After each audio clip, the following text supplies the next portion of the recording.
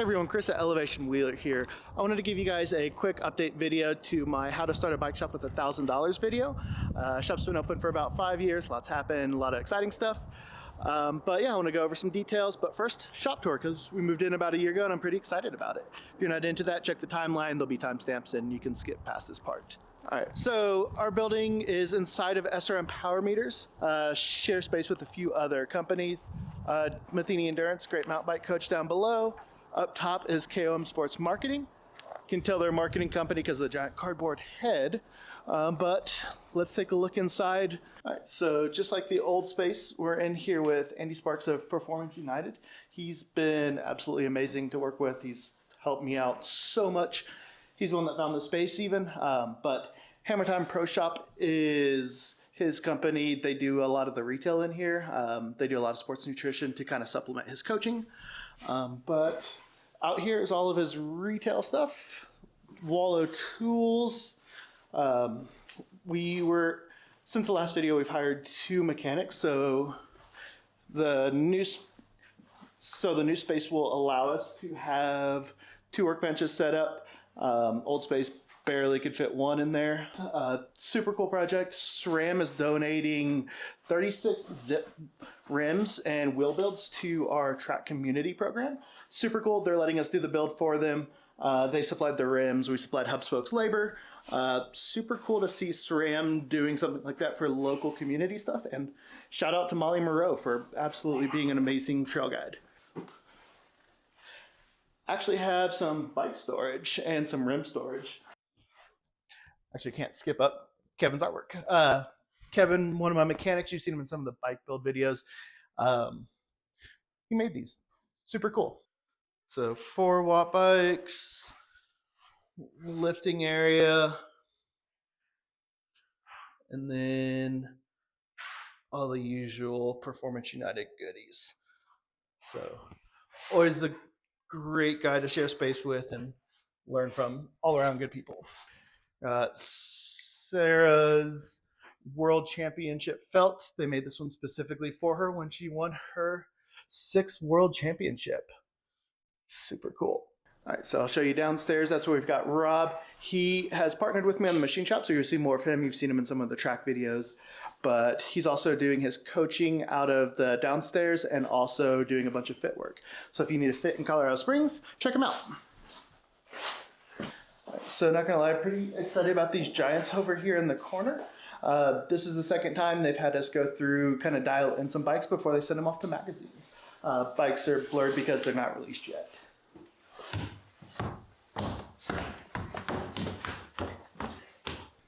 All right, so I'm gonna come over here where we've got Twisted Spoke CBD. They moved in here with us recently. You may have seen a video with them earlier talking about CBD, but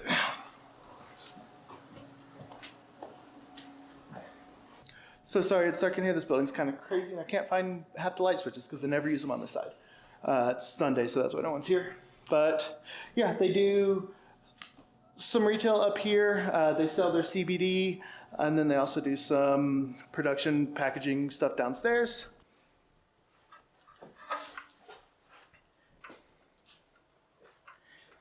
Gotta have the Project 96 super bike wheel.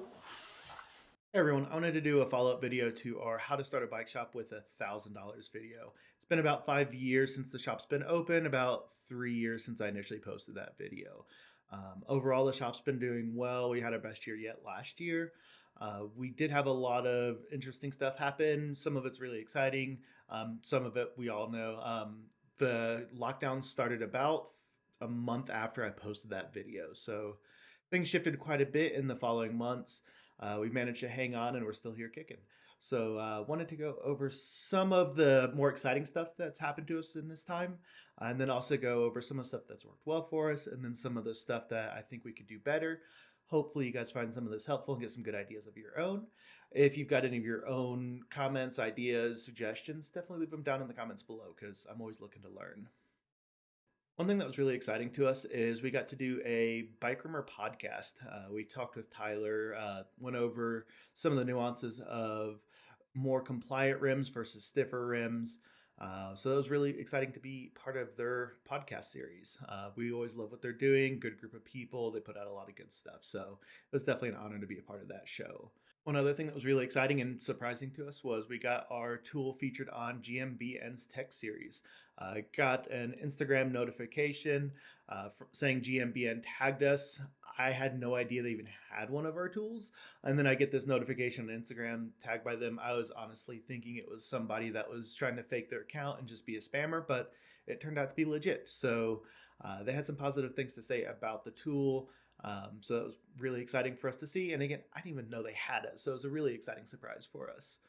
On the tool front, we also got into the Cycling Tips Cool Tool Tuesday with Dave Rome. He covered our nipple shuffle boxes, and I can't remember if he added anything else, but that was another one that was a pretty big honor just because Dave is really good at what he does. So seeing him like our stuff and talk about it is definitely exciting to us. So thanks to all you guys. One other really cool milestone for us was some of our tools got picked up by both BTI in the US and Lead Out Sports in Australia. Really exciting to see companies like that pick up tools from small brands like ours. BTI carries our nipple shuffle boxes and just today actually placed an order for some of our park indicator locks. And then Lead Out's been carrying about our full catalog now. So huge thanks to Riley, huge thanks to Pat. You guys have both been awesome to work with. Hopefully we can bring you some more cool stuff in the future. Another really exciting one for us was SRAM hired us to build 36 track wheels that they are donating to our community program. They supplied a bunch of 404 rims. We supplied hub spokes labor.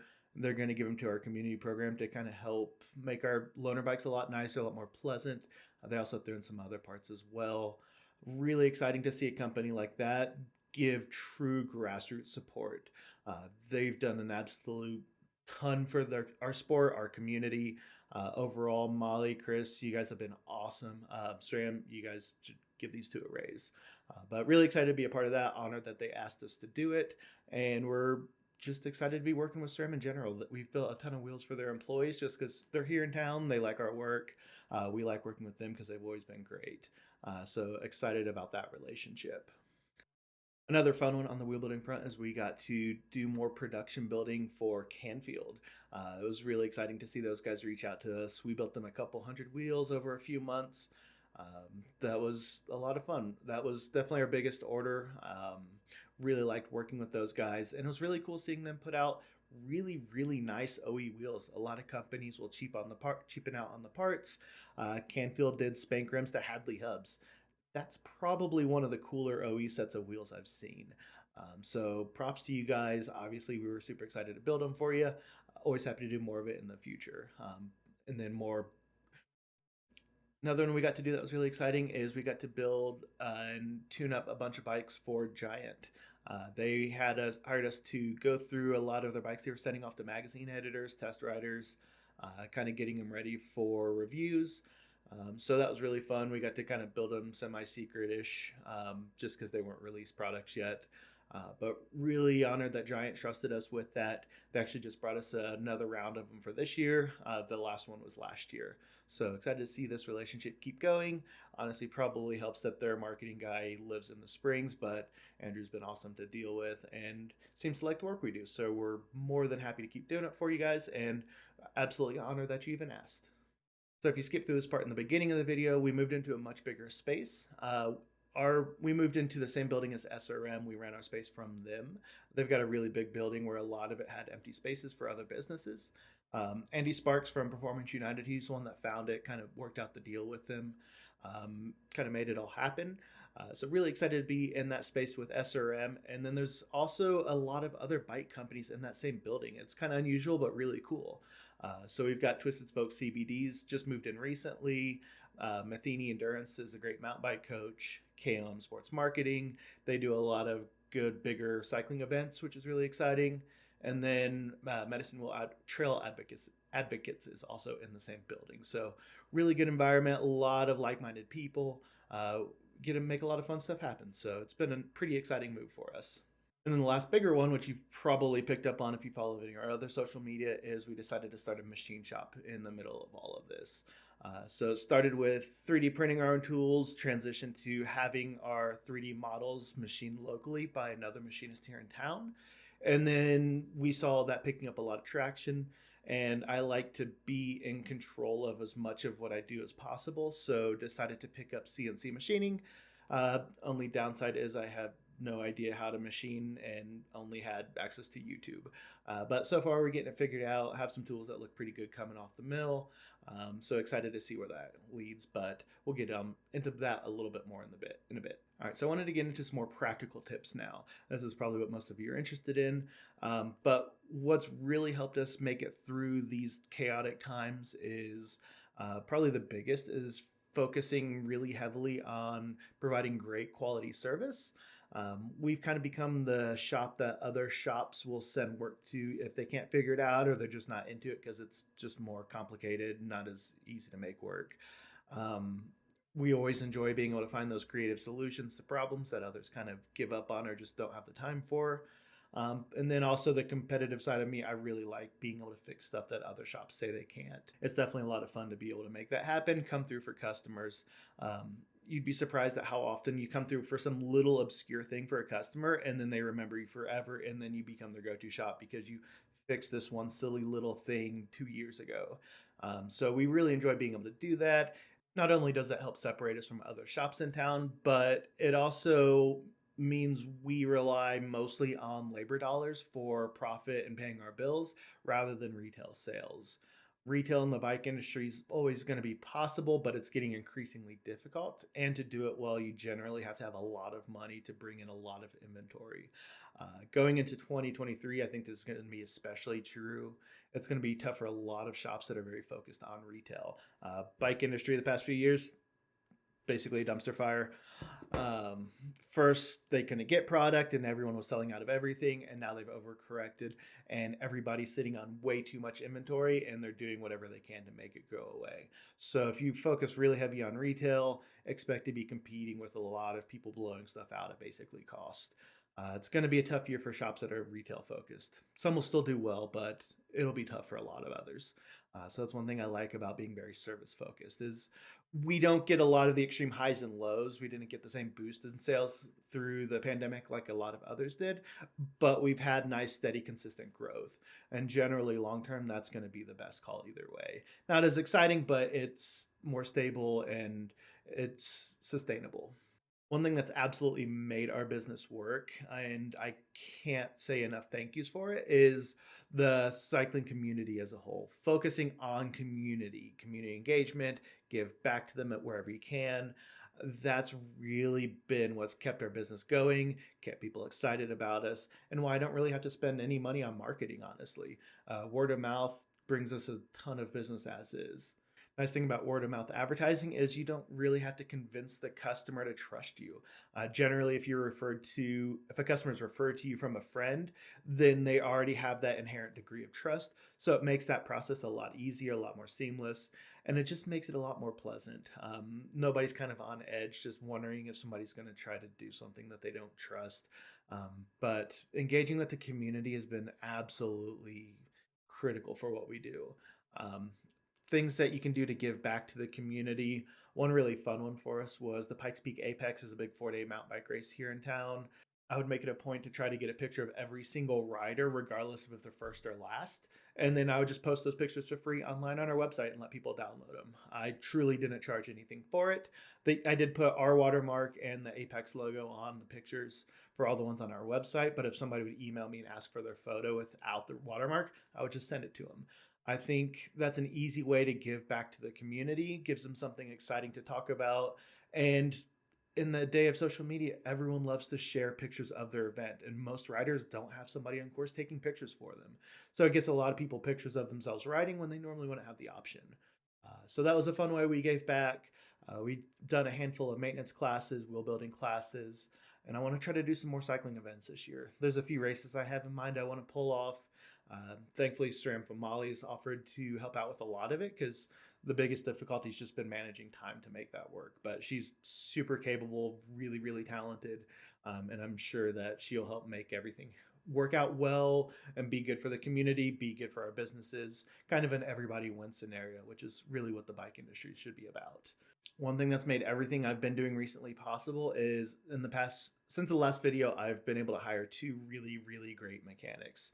I hired Kevin a few months after the initial video I posted, and then I hired Nate about a year after I hired Kevin. Uh, Kind of was forced into hiring Kevin a little bit sooner than expected because of all the lockdowns and online schooling for my son and things like that. But short term it stung, long term absolutely worth it. Both of those two are amazing mechanics. I completely trust them with pretty much anything.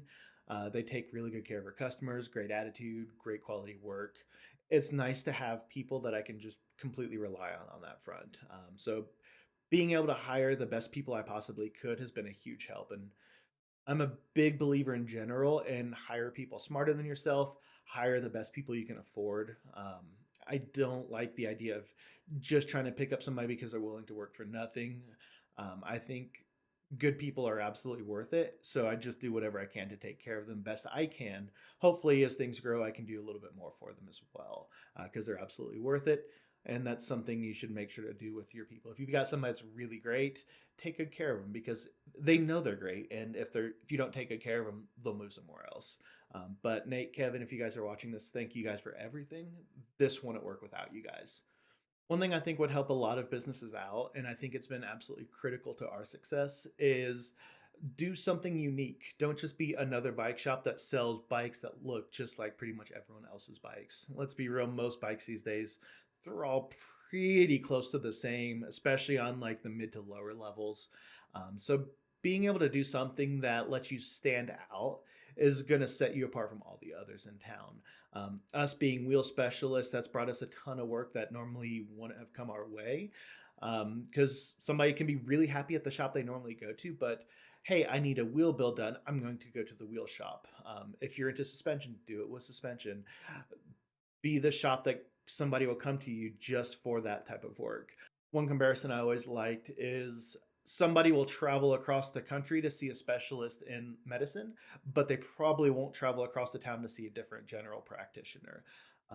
I think having that specialty sets you apart. And then it also kind of makes you feel like a little bit less of a threat to some of the other shops in your area, just because you're the wheel guys or the suspension guys, even though we do pretty much everything else. So I think that's been helpful. It makes other businesses a little bit more likely to send people our way because they don't worry as much we're going to steal them as a long-term customer. And obviously we're definitely not going to steal them when it comes to bike sales because we're not going to start stocking bikes anytime soon. But I think being a specialist is a really good way to differentiate yourself from the others in town, especially if you don't have a big marketing budget.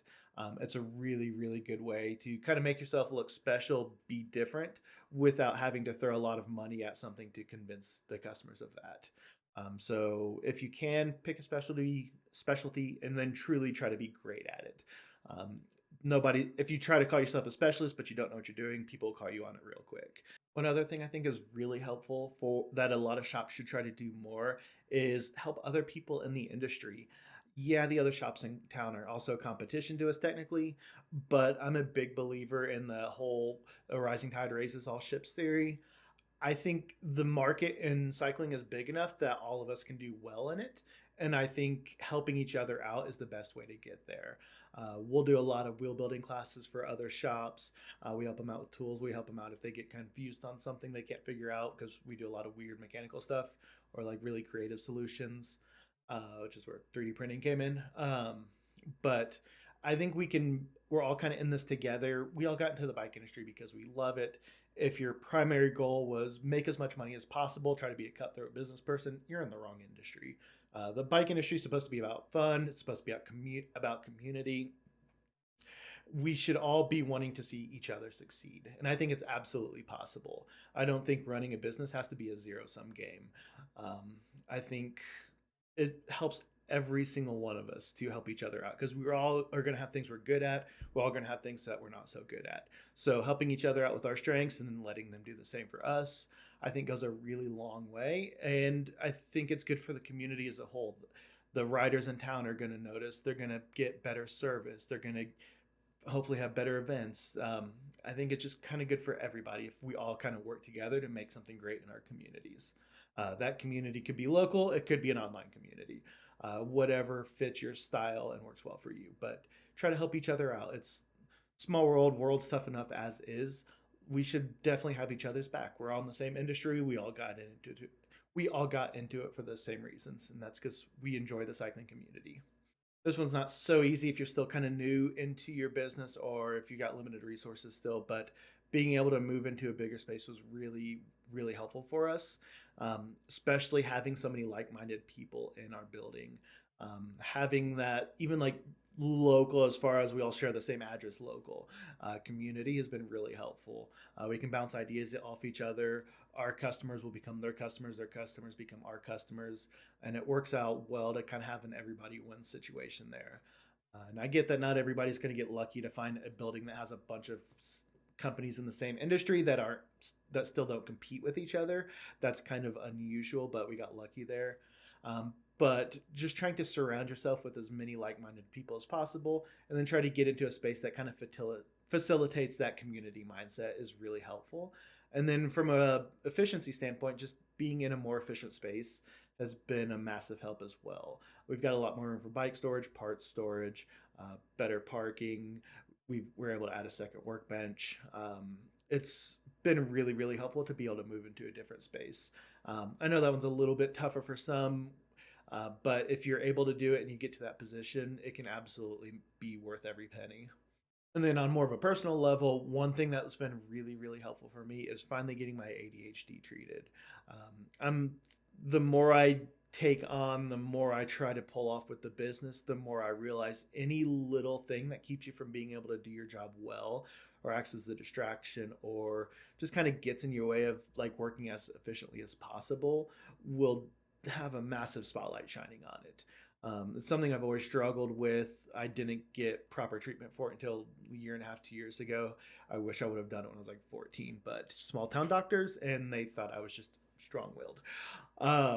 But that's been a massive help. So I absolutely encourage anyone that thinks they might have something like that going on to try to get help if you've got the resources. It'll absolutely be worth it. You'll be less stressed, you'll be happier, and you'll be more productive. It's kind of a win all the way around. I get that not everybody might have the resources to be able to treat whatever may be getting to them. I know not every condition is treatable, but if it's something you can improve or make improvements towards, I absolutely recommend putting the effort towards it. It'll come back to you tenfold. I want to try to be real in my videos as much as possible. Even though we had a really great year, we've seen good growth. There's been a lot of positive. There's also been a lot of struggles along the way. Some of them on the personal side, some of them industry wide. But I don't want to gloss over the difficulties because I feel like it gives unrealistic expectations to people that are looking at starting their own business or trying to grow their business. So one of the biggest struggles for a lot of us, it wasn't just the bike industry, it wasn't just my shop, it was everyone, was COVID was really, really difficult for a lot of businesses. Specifically, the bike industry was kind of a sink or swim, feast or famine sort of thing. Bigger shops came out really, really well for the most part.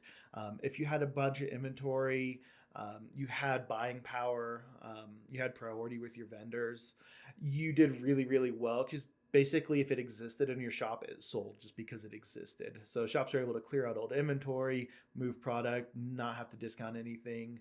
Um, they did really well. But then to contrast that, smaller shops like mine that had very little buying power, very little in inventory to begin with, very little priority with our vendors, we had it really, really rough. It kind of stings hearing people talk about how much money they made during COVID because our shop we really struggled.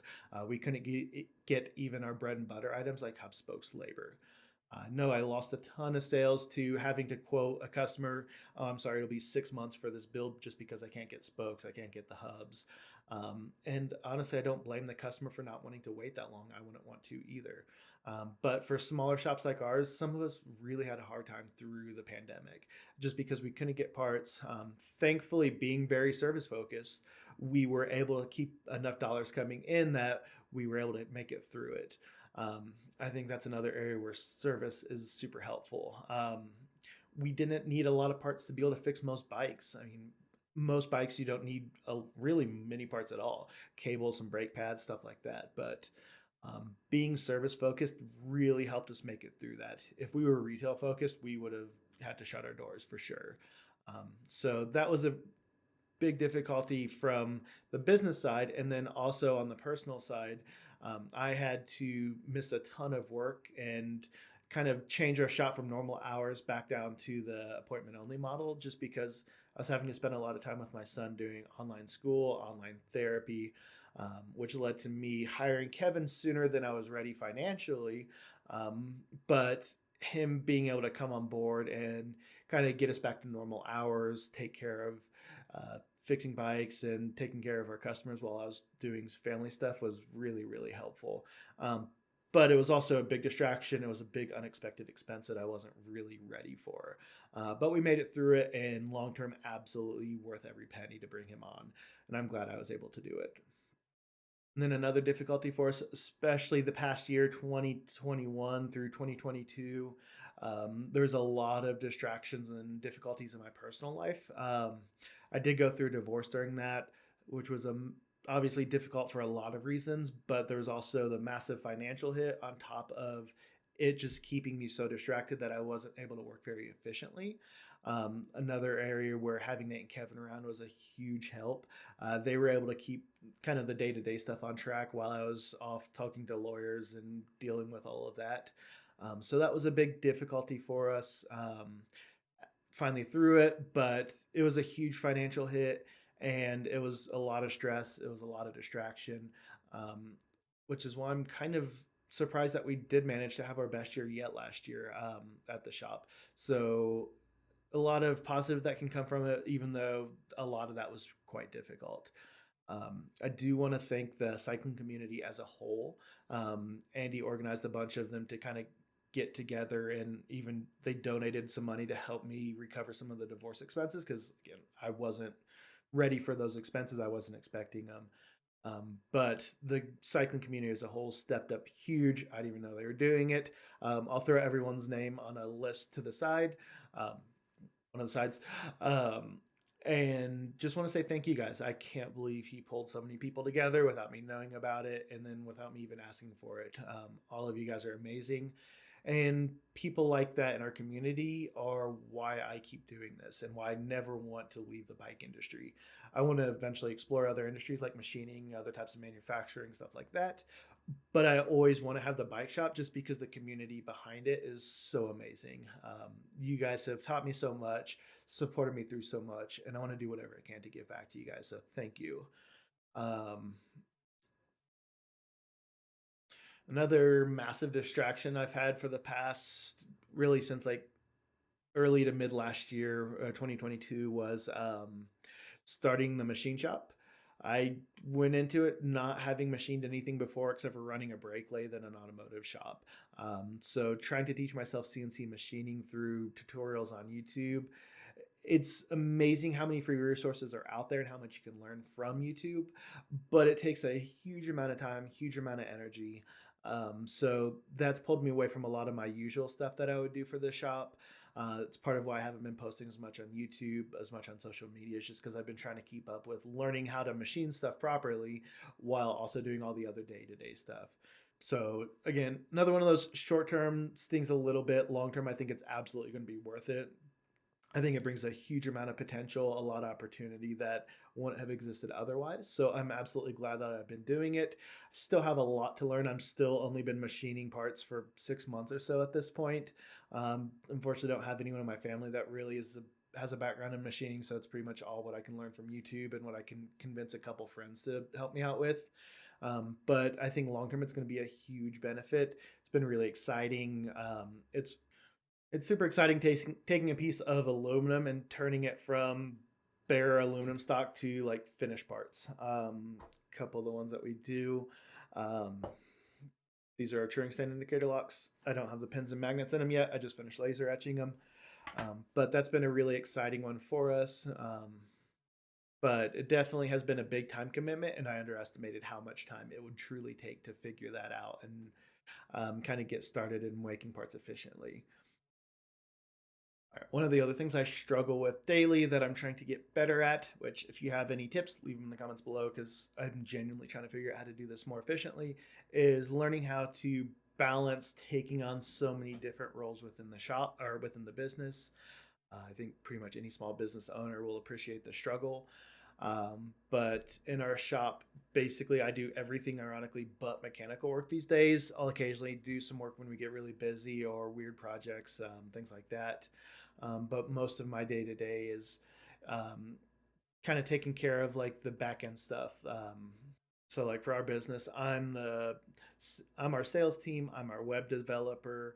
I'm the machinist. I'm the person doing the CAD modeling. I'm the person programming the CNC, doing the finishing work, doing the shipping and receiving, all while trying to do the usual stuff around running a business, like answering emails, dealing with taxes, and then thousand other photography, videography. I'm filming it myself. I'm editing it myself. Doing the same thing with photography.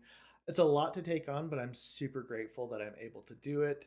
And then I'm doing all of that while having 100% custody of my son, and then also taking care of his therapies and stuff because he's ADHD and autistic as well. So it's a lot of hats to wear. It's definitely exhausting at times, but I feel really fortunate that I'm able to do these things. But I'm trying to learn how to get better at managing all of them and do it in an efficient way. So again, leave comments below if you got tips because still trying to figure it out. Um, but it's been a lot of fun. It does fit my ADHD brain well to do so many different things. It's just hard to do so many different things and be efficient at any of them at the same time. So that's the major struggle there. Another shout out, Nate, Kevin. Thank you guys for tolerating my crazy brain and running off to different rabbit holes, different ideas. You guys make this stuff possible. So thank you. You guys are truly amazing. I wanted to touch on why we started a machine shop. One thing the pandemic taught me is being dependent on suppliers is a very dangerous game, especially when you don't have a lot of resources to be like the big customer to that supplier.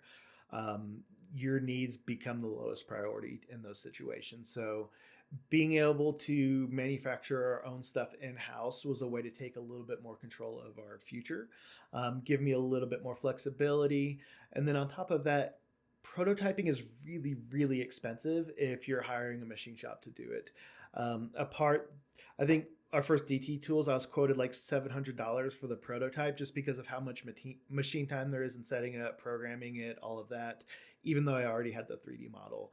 Um, it lets us experiment with new ideas a lot quicker. It lets us take on some projects that otherwise wouldn't really be profitable, but they're fun or they're for a good cause, so we want to do them. But being able to machine stuff in house gives us a lot more control over our future. And it also, learning machining also helps me be better at designing our next tools. One thing I underestimated coming from CAD modeling for 3D printing versus CAD modeling for machining is there's a lot of little things that you wouldn't think about that are not a problem at all when you're doing 3D print, but if you try to machine it, it's next to impossible. Pockets that aren't accessible, holes that are like super deep for like a small diameter, so it's hard to drill them straight. You can't really cut square edges very easily. There's a lot of little things that are very difficult to machine that aren't even a consideration in 3D printing. So picking up machining myself has taught me a lot about how to be better about modeling some of our parts that we're going to get made. Being able to machine also gives me another avenue that we can look into for like expanding into other business ideas. This is outside of the bike industry, but we want to start making parts for other industries. Still have a lot to learn with machining, but I think we're getting there pretty quickly. And I want to explore other markets as well, even though I always want to have the bike shop. I think having the capacity to manufacture stuff in house in Colorado is a really exciting way to kind of grow your business. And it makes you less dependent on others.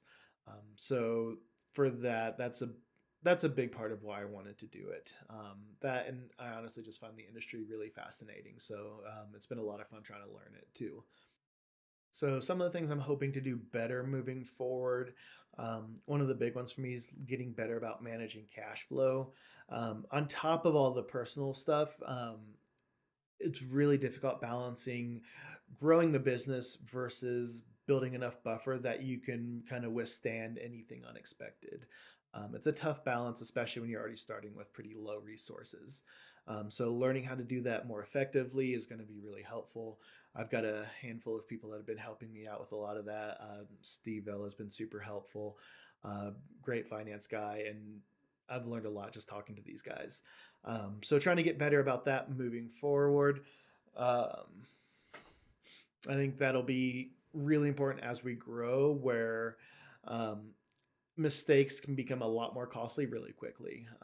If you break like a small part on a bike, it's usually not as expensive as say if I broke something on the CNC machine. Even with our CNC being a cheap CNC, one silly little mistake of putting a decimal in the wrong spot can cost $100+ really quickly. So being able to withstand those unexpected things is going to be really important. And then just trying to balance that out without like stunning our growth as well, because it's surprisingly expensive to grow a business. Even if you've got a lot of demand, things are going well, it costs a lot of money to kind of scale up a business, and I definitely underestimated that. So getting better about managing that is going to be a really important one for us in 2023 and beyond. One thing, again, shout out to Molly for offering to help on this, that I really want to do, I've been wanting to do it for a while, is prioritize putting more time towards community events. I've done a lot in the past, kind of the past couple of years. I've not done nearly as much as I would like, but I want to get back to doing more of those. We always had a really good turnout on the races we put on, the events we've put on. They've always been a lot of fun. We've always gotten a good return on them. Everything about them has been positive. Life just got a little chaotic and it was tough to keep up with them. But moving forward, I really want to make an effort to prioritize a lot of those. And back to that whole, we have a great community here. Is a lot of people in the community have offered to help out with some of these things to take some of the load off of me. So I'm really excited to see what we can come up with. We've got a few race ideas. We want to do a lot more classes, a lot more educational stuff. YouTube kind of fits into that as well. So that's one of our main goals for 2023. And I think it'll be relatively easy to implement. It'll just be kind of making it the priority. Kind of an extension of the last topic is I want to be more active on social media for the shop and for myself, 2023 and beyond. Um, our online community has also been super supportive, super great. I want to do what I can to try to give back to you guys. I want to give you educational stuff. If I can be entertaining, I'll do my best. I'm kind of monotone for truly entertaining stuff, but I really want to be able to help teach what I can, what I know. There's plenty of stuff I'm not great at, but there's some stuff I'm really, really good at as well. So I want to teach you what I do know. I want to kind of open conversations that are going to benefit some people. I want to try to spread positivity where I can. I think there's a lot of great stuff happening in the world, and a lot of it doesn't get as much attention as it should. So that's kind of one of my goals moving forward. I want to put a lot more effort towards this YouTube channel. It's grown surprisingly well considering how little effort I've put towards it recently.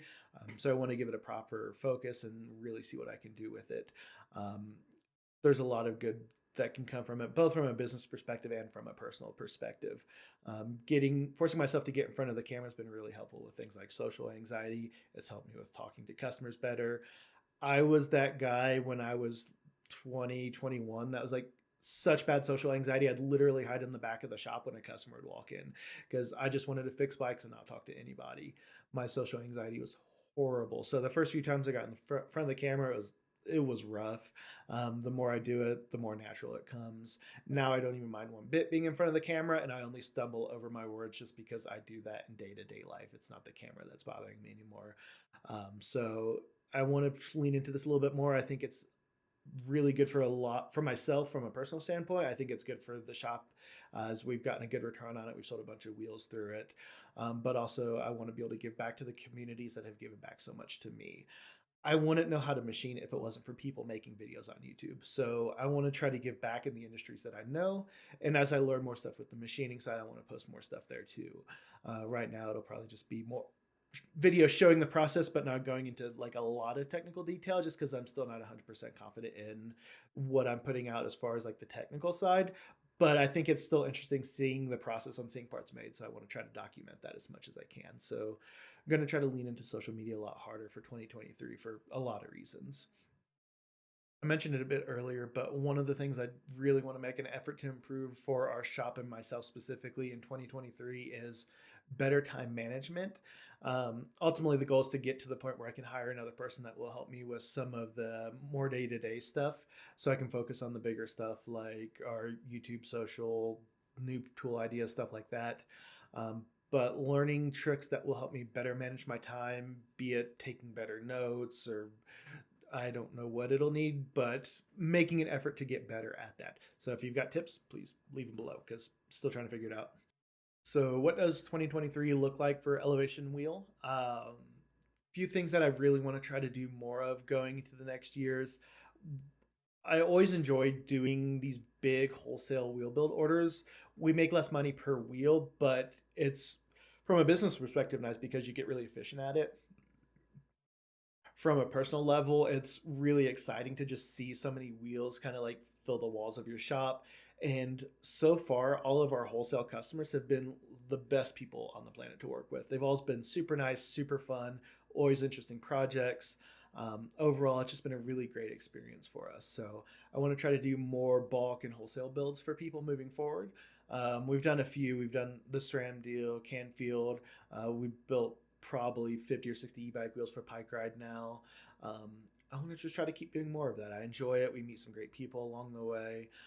It's good for the shop. There's a lot of positive that comes from it. So hopefully we can do it.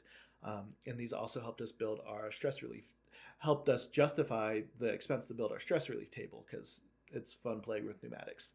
If you're looking for a stress relief table, check our website. We've got those on there for sale now.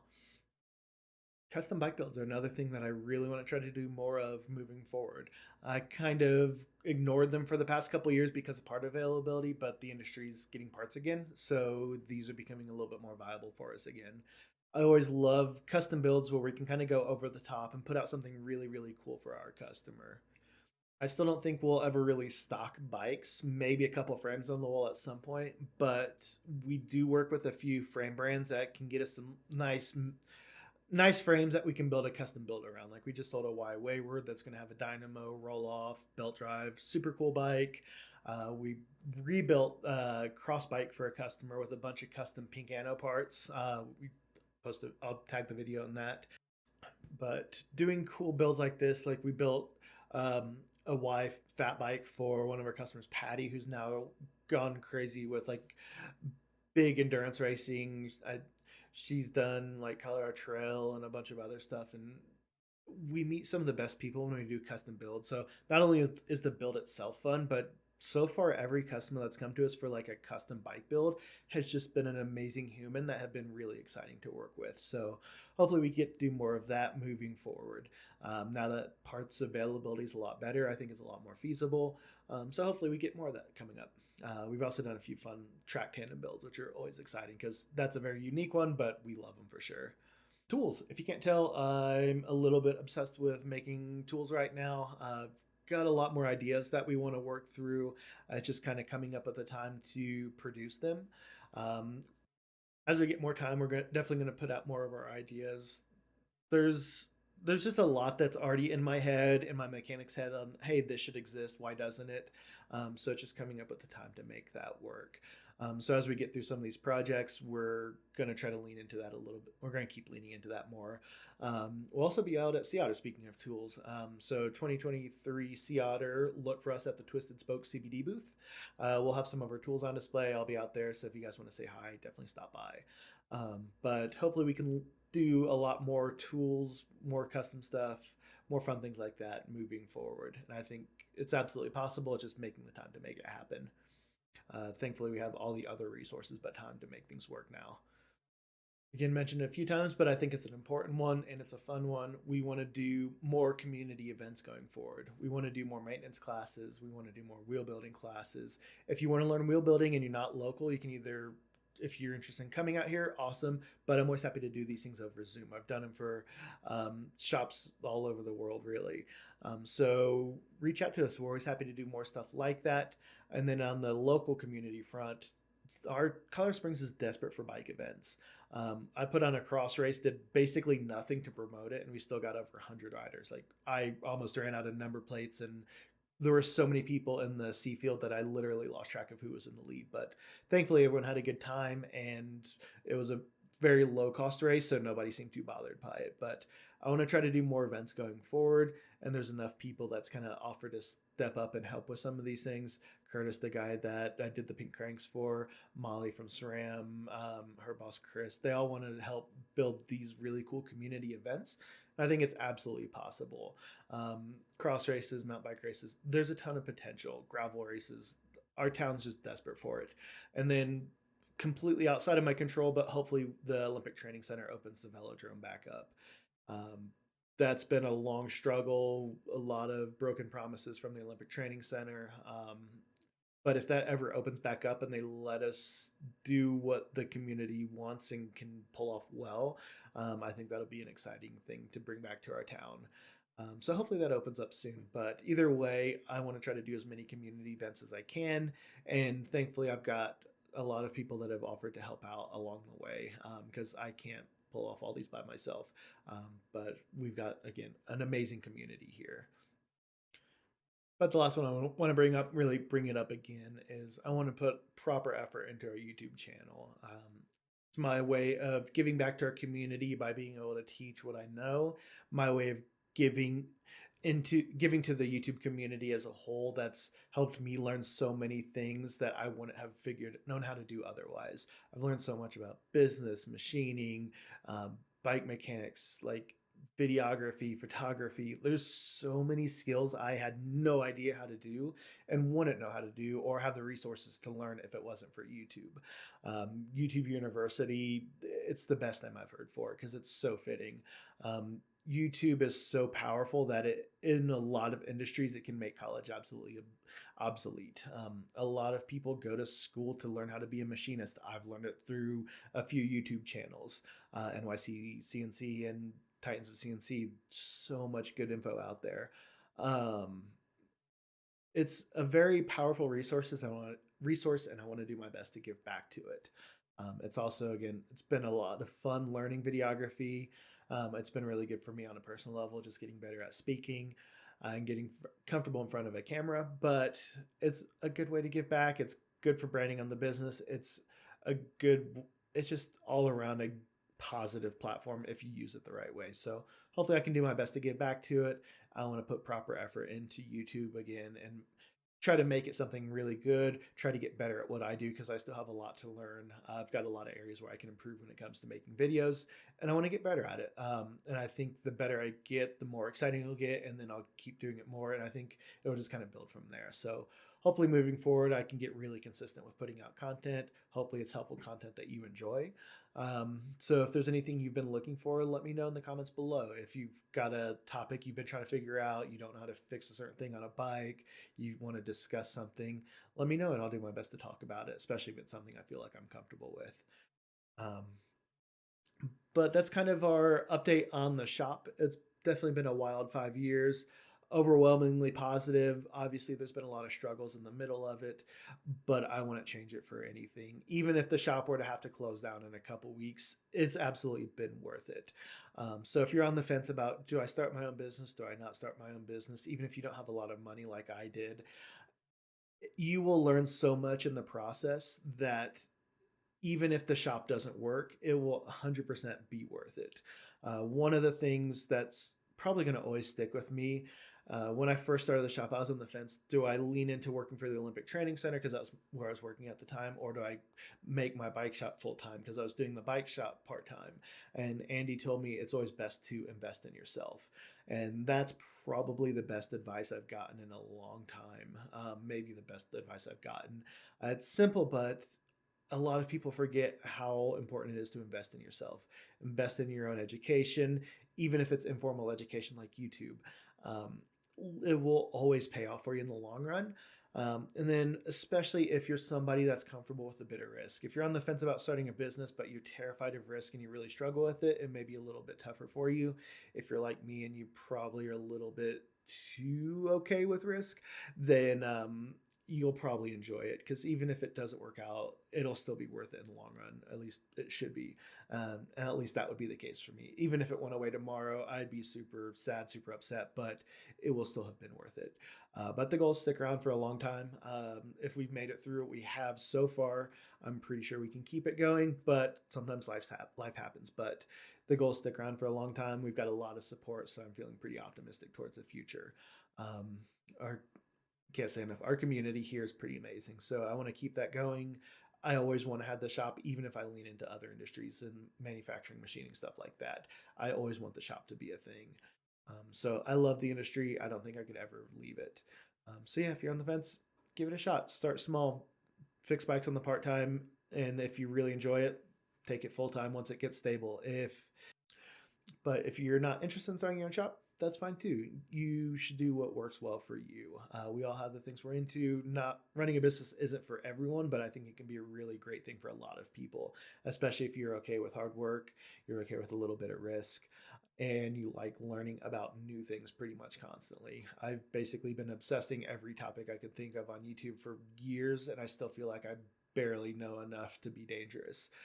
So it's been a wild ride, 100% worth it, and I'm excited to see where it takes me in the future. But if you guys made it this far, well done. I've rambled a bit, but I feel like an update video is worth kind of going into depth, and hopefully breaking it down helps as well if you wanted specific points. But uh, as always, thanks for the support, and hopefully you guys get something positive out of it. So thank you.